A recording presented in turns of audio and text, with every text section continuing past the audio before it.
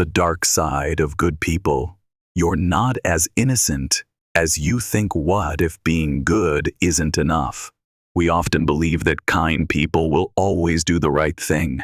But what happens when goodness masks ignorance, when silence becomes complicity, and when our values quietly erode under pressure? This video isn't here to judge, it's here to awaken, drawing from psychology, Carl Jung's concept of the shadow, and moral philosophy. We explore the uncomfortable truth. Even good people can cause harm, not because they're evil, but because they've never confronted their own darkness. If you've ever wondered why you stayed silent when you should have spoken, if you've ever doubted your own morality after a mistake, or if you simply want to live more truthfully, then stay. This journey might be the most important conversation you'll have with yourself. When even the kind-hearted can cause harm. Have you ever firmly believed that a good person will always do the right thing? That kindness is something fixed, unchanging, regardless of circumstance, and then, one day, you witness someone you once trusted, even admired, do something that makes them unrecognizable to you. You ask yourself, what happened? Did they change? Or were they simply revealing a side you had never seen? This is not an unusual or rare phenomenon. On the contrary, history, psychology, and the everyday relationships around us all show that under certain conditions, even good people can do bad things. Not because they are inherently cruel, but because they are placed in circumstances that activate the darker parts of themselves, parts they may not even know exist. Psychology calls this the Lucifer Effect, the phenomenon where individuals who are seen as ordinary and moral become agents of harm when placed in systems of power, social roles, and group pressure. They don't change overnight. The corruption seeps in gradually, through small compromises, moments of silence, and the repeated choice of ease over righteousness. And the most frightening part is this: it doesn't just happen to others, it can happen to you. That's what makes the question more urgent than ever. Can you truly be certain you would always choose what is right when placed in situations filled with temptation, pressure, and fear? Or might you, too, be a kind person who unintentionally becomes a source of harm without even realizing it? This is where the journey begins, a journey that forces you to reflect on yourself, to question morality, choice, and the darkness you've been avoiding, not to condemn, but to understand, not to judge, but to awaken, because it is in the moment you realize you could be wrong that you begin to truly have a chance to live rightly. And from that moment on, you no longer look at others with judgment, but with compassion for the complexity that resides in every human soul. When circumstances can distort the morality of good people in our minds, morality is often viewed as a fixed trait, an internal compass that always points to what's right, regardless of the situation. But history and psychology suggest otherwise. Human beings don't only act based on personal values, they also respond to the circumstances they are placed in.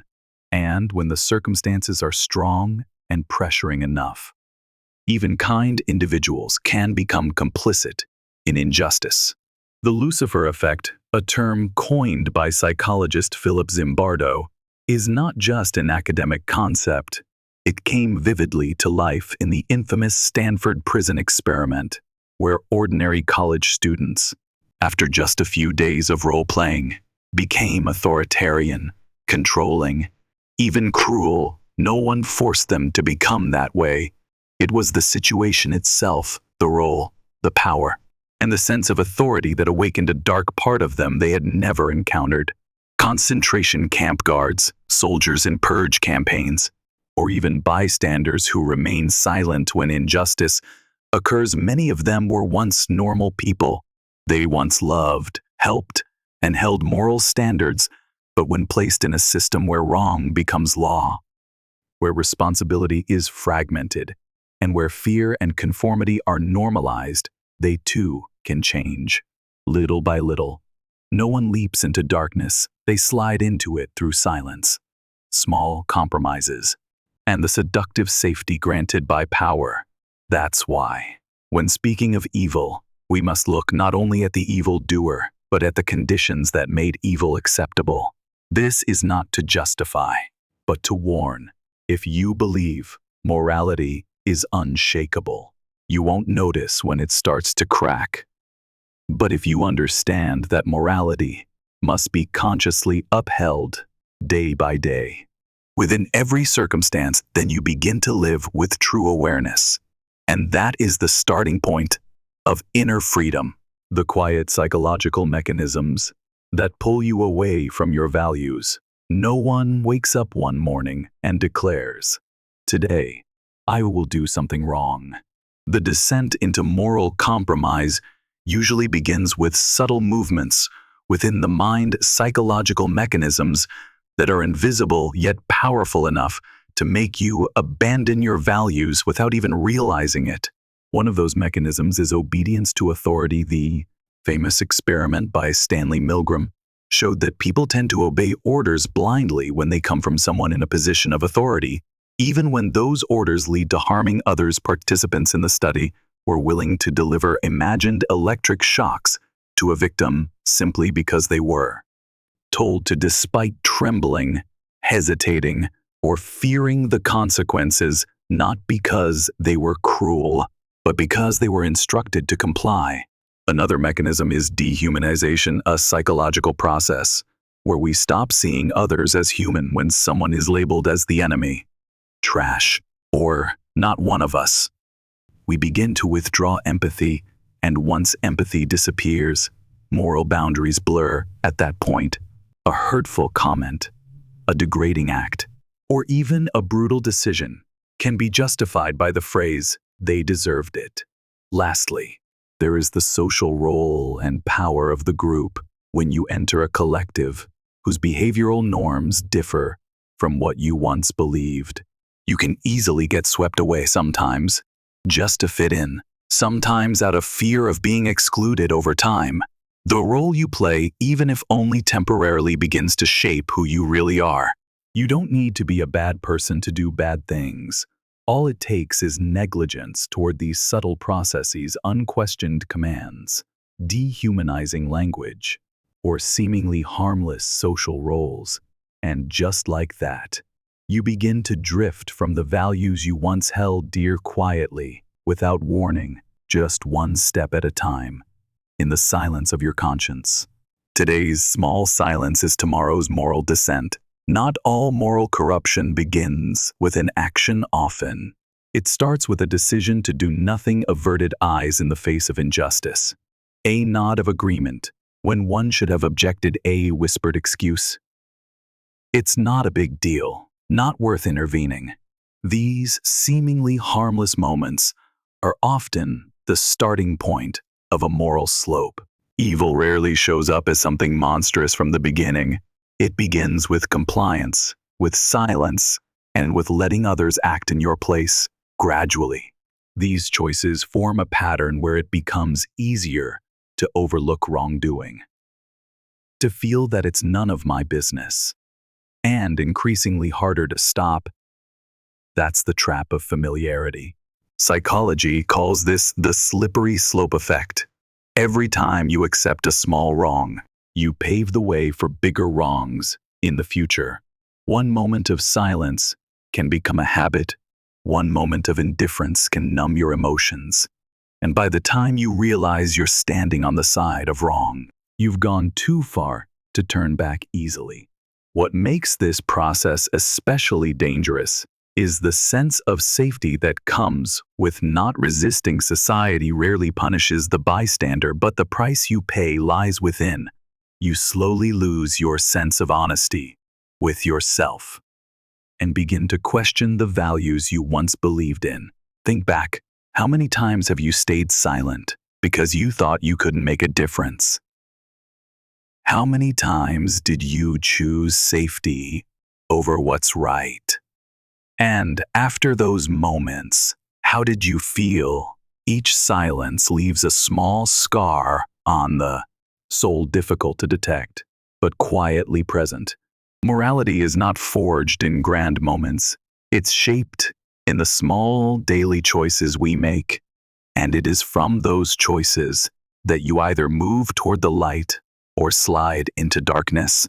There is no clear line, only the honesty you manage to keep with yourself. Each time you face a decision, no one is immune to the darkness within. We often tell ourselves, I would never do that.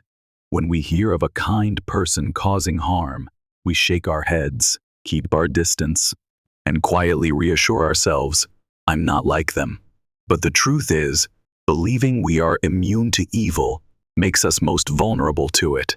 Carl Jung called this the shadow, the part of ourselves we don't dare to face, the emotions we suppress, the impulses we never admit. Every time we feel irrational anger, suffocating jealousy, or dark thoughts we can't explain, that's when the shadow quietly rises from the unconscious. And here lies the danger. We cannot control what we refuse to acknowledge. Suppressed darkness doesn't disappear. It waits for a moment of stress, of rage, of pressure, when logic slips away and instinct takes over. At that moment, you may say the harshest words to someone you love. You may assist wrongdoing without guilt, believing you're doing what must be done. And suddenly, you're shocked to realize you're not the person you thought you were. This doesn't mean you're a bad person. It simply means you're human, a being that holds both light and shadow. Growth doesn't come from rejecting the dark, but from recognizing it, speaking with it, and integrating it. The right question is not, am I evil? But, do I have the courage to face my darkness? Am I brave enough to admit I can hurt others? And from that awareness, live more consciously. Because only when you understand that you too are capable of harm, do you truly have the chance to choose goodness, not out of habit, but out of awareness. And that is the beginning of a genuine moral conscience. When the mind begins to subtly justify the wrong, what's truly frightening is not when people do wrong, but when they believe they are doing right. One of the most dangerous psychological mechanisms behind moral decline is rationalization, or what psychologists call moral disengagement. It's when wrongful actions no longer disturb us. Instead, they are justified, even adorned with seemingly noble reasons. You've likely heard someone say, everyone does it. I'm just following suit. Or, I did it for a greater cause. These seemingly reasonable statements are classic signs of emotional detachment from guilt. We begin to separate ourselves from our actions as if we're not truly responsible. Albert Bandura, who developed this concept, showed that once people can justify their wrongdoing, they no longer feel the need to change. And that makes them more likely to keep doing wrong only with greater confidence. In everyday life, moral disengagement works silently. A student cheats because everyone copies. An employee abuses authority because every company does it. Someone lies because if I don't say this, they'll be hurt. These explanations sound reasonable, but they're the trap that leads us further away from our honest self. The real danger is this. We stop feeling pain over our wrongdoing, no hesitation, no remorse. Everything becomes so justified that the mind no longer reacts. And when emotions are severed from action, there are no limits left. So how do we escape that trap? By reconnecting with our true feelings, by constantly asking, am I justifying something wrong or facing the truth? This path requires courage, because no one enjoys admitting they're deceiving themselves. But that very honesty is the only anchor that keeps you from losing yourself. Truth may be painful, but no freedom ever begins with a lie, and no morality can survive if you no longer feel pain over the harm you cause. How to stay true to yourself amid moral and social pressure. When everyone around you remains silent, will you dare to speak up when the crowd turns its back on what's right? Will you walk with the majority or take the path against the current? The truth is, it's not easy to hold on to your values when everything around you pulls you in the opposite direction. We live within systems full of unspoken norms. At work, it may be a culture of covering up wrongdoing in families. It might be the habit of staying silent in the face of injustice in society. It's often the fear of being ostracized for speaking the truth. These invisible rules shape how we act, whether we realize it or not. Psychology refers to this as conformity pressure, the tendency of individuals to follow the majority in order to be accepted and avoid exclusion. This very force has led entire societies to turn a blind eye to atrocities, made compassionate people indifferent, and caused well-meaning individuals to participate in unjust systems without realizing it. And by the time they do realize it, they are no longer who they once were. So how do you remain yourself? How do you avoid dissolving into the roles society imposes on you? The answer doesn't lie in extreme rebellion, but in the capacity for deep observation and awareness. When you are clear-headed enough to ask, is what's happening truly right? Am I reacting or choosing? Am I doing this because I believe in it, or because I fear being left behind? You begin to reclaim authority over your own self. Remember, independence is not about resisting everything. It's about remaining anchored in your values, even in the midst of a collective. It's the act of someone who does not let circumstances define their character, and you don't need to shout to prove that. Sometimes a simple glance of dissent, a moment of pause when others blindly proceed, a quiet question amid widespread compliance is enough to separate you from the tide of moral erosion, because you cannot change the whole world overnight, but you can keep yourself intact. And sometimes that alone is a revolutionary act. Everyone has influence, even if no one notices. We often assume that only those with power, fame, or leadership roles can create real impact, but in truth, the opposite is often more accurate. Influence doesn't lie in scale, it lies in choice, even the smallest ones made by individuals. You don't need a microphone to speak truth. You don't need a podium to live with integrity sometimes. Simply standing when others sit, remaining silent when the crowd echoes falsehoods, or refusing to join in one-sided conversations can deeply affect the person next to you, even if you never realize it.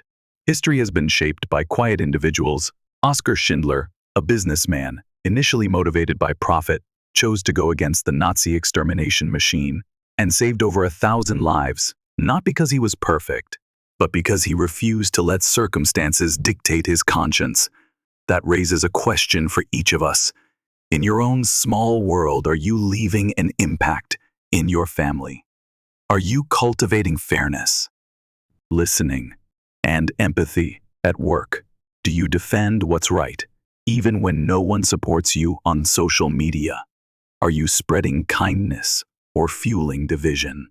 Every action you take contributes to a kind of moral climate around you, no matter how small. It's a signal, and those signals, when repeated and joined by others who share the same values, can change a group, a community, even society. You don't need to be recognized to live with purpose. You don't need an audience to be true to your conscience. Your strength lies in what you choose to do when no one is watching, no one is clapping, and no one knows. Because in today's world, silence in the face of evil may be complicity, but quiet acts of goodness are among the bravest things we can do. And if you ever feel too small to make a difference, remember, even a single flame can light the way for souls who have lost theirs. Moral courage is not innate. It must be practiced daily. When faced with injustice, peer pressure, veiled threats, or social isolation, not everyone has the strength to stand up. But what's crucial to understand is this. Moral courage is not a gift for the extraordinary few. It is a skill, and like any skill, it must be practiced daily. We admire figures like Rosa Parks, the black woman who refused to give up her seat on a bus, or whistleblowers who expose corruption within their own organizations. But if you look closely, you'll see they didn't start with grand gestures. They started with a clear internal commitment. I will not betray myself. Courage doesn't mean fearlessness. It means acting rightly despite the fear.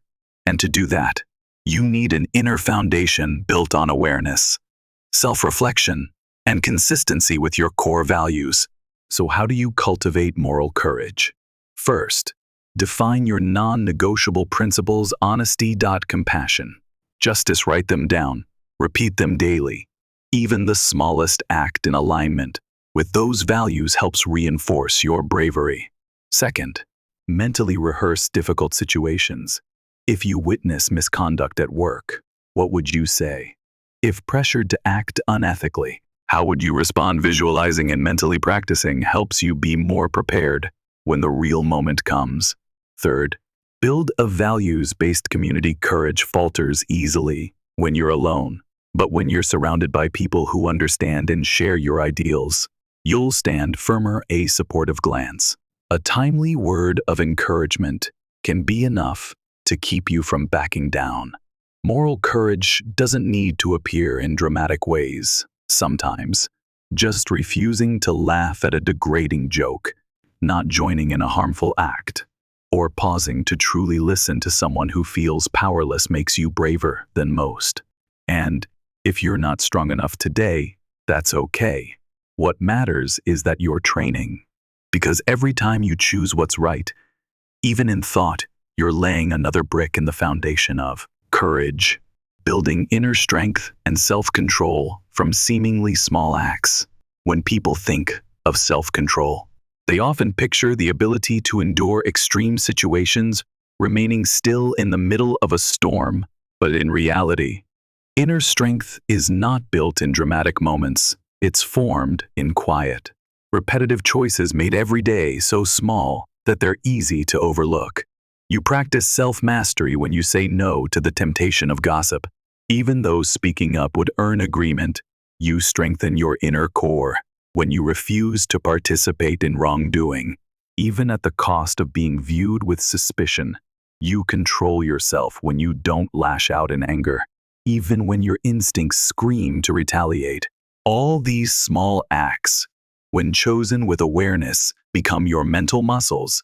Just like physical training, you don't need to lift heavy weights to become strong. You just need to stay consistent with your personal discipline, day after day. Inner strength also comes from managing your emotions rather than being managed by them. When anger arises, you don't suppress it, but you also don't let it explode and destroy. You observe it. You acknowledge it. You let the emotion pass like a wave without losing yourself in it. That is the quiet power that few notice, yet it always exists in the truly mature. Self-control doesn't make you cold. It makes you discerning, someone who knows when to act and when to wait, when to speak, and when to remain silent, not out of fear, but out of the understanding that the silence of an aware person is more powerful than the screams of someone unsettled. Start with the smallest things, keeping promises to yourself, maintaining a kind habit, choosing what is right even when no one is watching, because it is those repeated, conscious acts that build the solid core within you. And when you truly possess inner strength, you won't need to prove it. Others will feel it in the way you carry yourself, the choices you make, and the way you refuse to let the world decide who you are. Healing from the quiet wounds of moral injury. There is a kind of wound that doesn't come from what others do to you, but from what you failed to do yourself. From the times you stayed silent. From the moments you didn't live in alignment with what you believe in. This is called moral injury a quiet, deep pain that is often the most overlooked. Many have experienced it. The emptiness after doing something you knew was wrong. The guilt from not standing up for someone. The shame of compromising with injustice. These wounds don't erupt like anger, they gnaw silently. And the more principled you are, the more painful it is when you betray those principles. But healing from moral injury doesn't come from justification or forgetting. It begins the moment you bravely look back and admit, I was wrong. I didn't live true to myself. And in that very moment of admission, not to punish, but to understand and transform, the healing begins. Forgiving others is hard. Forgiving yourself is even harder. But if you don't learn how, you'll carry a lasting sense of unworthiness, of not being good enough, and you'll begin to retreat from the very values you once held. Forgiveness doesn't erase consequences. It simply stops the past from continuing to break you, so you can move forward with greater clarity and deeper compassion. See your past moral mistakes not as stains, but as lessons. If you were once silent when you should have spoken, then today you understand more deeply the value of courage. If you once hurt someone, then today your heart is more tender toward the fragile things in life.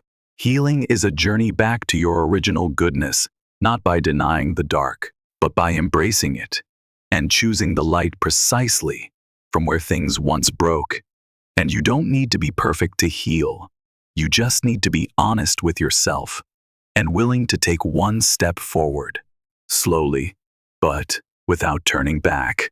A meaningful life is not about being right, but being true to yourself.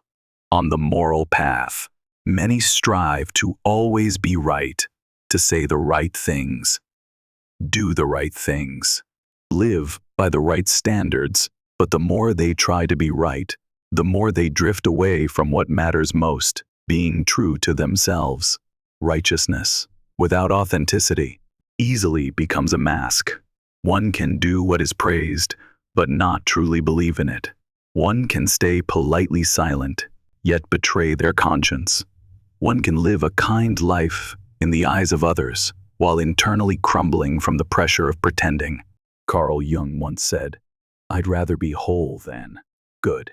A meaningful life doesn't come from striving to meet every moral standard society imposes. It comes from living in truth with both your light and your shadow, with what you're actually experiencing, without denial. Many live their whole lives trying to be good people in the eyes of others, only to realize they no longer feel they're living for themselves. They suppress desires, ignore dissatisfaction, silence inner voices, just to uphold an image, but eventually, that mask can no longer hold and crisis begins. Living authentically does not mean living selfishly. It's a deep commitment to yourself. I will not betray my honest self, even if it doesn't please everyone. And it is from that honesty that you can build a life of true meaning, one that is not manipulated or shaped by appearances. The most profound moral journey is not about how many rules you follow, but about knowing what truly matters to you and having the courage to live by it every day. Every choice, every thought is a chance to return to that truth. Because in the end, you don't need to be perfect. You just need to be real with yourself. And to live fully from that place of truth is, in itself, the deepest moral act. The dangerous misconceptions about good people society often attaches an idealized image to good people, always compassionate, never angry, always proper, always trustworthy. But this ideal becomes a dangerous illusion. It leads us to overlook harmful behaviors simply because they come from someone who seems kind worse. It blinds that person from seeing the darkness quietly awakening within themselves. One of the most dangerous misconceptions is the belief a good person cannot do bad things. Yet psychology has proven otherwise. There is no absolute correlation between outward personality and inner moral. Behavior. A person may be gentle, likable, deeply empathetic, yet still cause harm if they fail to recognize and control psychological mechanisms like obedience, dehumanization, or rationalization. Reality shows that some of the worst acts are not committed only by violent or cruel individuals, but often by seemingly ordinary people: a domineering father, a controlling manager, a teacher who justifies wrongdoing for the sake of the students. These individuals don't act out of malice, but because they never believe they could be wrong. And that's the most dangerous part. This illusion also causes deep internal crises. When a good person eventually acts against their own values, they don't know how to confront their wrongdoing, how to forgive themselves, or where to begin again, because in their mind, a good person is not allowed to make mistakes. To heal, we must dismantle this myth. We must accept that every human being, no matter how moral, carries a shadow, and doing something wrong does not make you a bad person. If you have the courage to reflect, take responsibility, and grow more honestly from that fracture. Psychology doesn't exist to glorify human nature. It exists to deeply understand it, to see it clearly, and to free us from the illusion of perfection.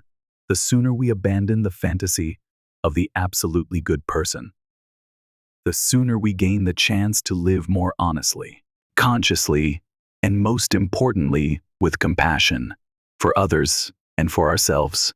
Awakening is realizing that good and evil lie in daily choices. We grow up believing that good and evil are two separate forces, clear opposites, like light versus dark. But life gradually reveals a harder truth. That dividing line isn't out there. It lies within our smallest daily decisions, in how we act when no one's watching, in what we choose when no one is forcing us. Alexander Solzhenitsyn once wrote, "The line dividing good and evil cuts through the heart of every human being, and that means one humbling, yet deeply responsible truth. You are the battleground where those two forces constantly meet. You can be the kindest person in one moment and become hurtful just an hour later. You may act compassionately in your public role, yet be cold in private relationships. No one is absolute. No one is always on the right side." And realizing that fragility is the beginning of true awakening. Awakening doesn't mean becoming a new person. It means looking at yourself with unflinching honesty, no defenses, no embellishment. It means daring to see the part of you that can hurt others, justify the wrong, or slide downward when awareness fades, and from there, to choose again not once, but every day, in every glance you give, every word you hold or release, every reaction when you're hurt. This is where good and evil cease being abstract and become tangible. A moment of impatience can wound someone. A moment of sincere listening can save a life. You never know when you are the last light someone is hoping to see. And you never know when your uncontrolled reaction might cause a break that cannot be mended. To awaken is to live with full presence, to not let the mind drift into automatic patterns, to not let darkness guide you in unconscious ways, because each day is another chance to choose not to be perfect, but to be more aware, more kind, more human. And sometimes it is the simple awareness that you could be wrong that keeps you from falling into that wrongness. That is the strongest shield, not rigid morality, but soft honesty with yourself. Will you choose the light even when no one sees it? In the space where no one is watching, no one applauds, no spotlight shines, and no praise follows. Who are you? That is the final question, and perhaps the truest measure of moral character. Because character is not formed in the presence of witnesses, but in the quiet moment where you stand alone before right and wrong, and no one else knows what you chose. You might speak out against injustice in a crowd, but would you act the same way if no one else was there? Would you be kind to the server, the vulnerable, the ones who can give you nothing in return? Would you admit a mistake in silence, not for forgiveness, but to stay true to your conscience? In an age where every action can be shared, recorded, or polished into a public image, silent morality becomes ever more rare. It doesn't boast, it doesn't perform, but it lays the strongest foundation for an honest life. Because you cannot build a strong inner world on fabricated choices. You cannot heal if you keep living a double life, one for the world and one behind closed doors, and you cannot be truly strong if your light only shines when others are watching. True light is when you choose decency, even if it costs you, when you speak the truth, even if it makes people leave, when you apologize without being asked, when you forgive even while the wound still aches. This is not light for the outside world, it is light for your soul, so that you never lose your way. The final question isn't how many times were you right, or what do others think of you? It is, can you look into the mirror when no one else is around and still respect the person you see? If yes, then you have lived rightly, not grandly, not perfectly, just authentically. And in that truth, the quiet light you choose each day becomes a power that nothing can take from you, the power of a person who is free from within.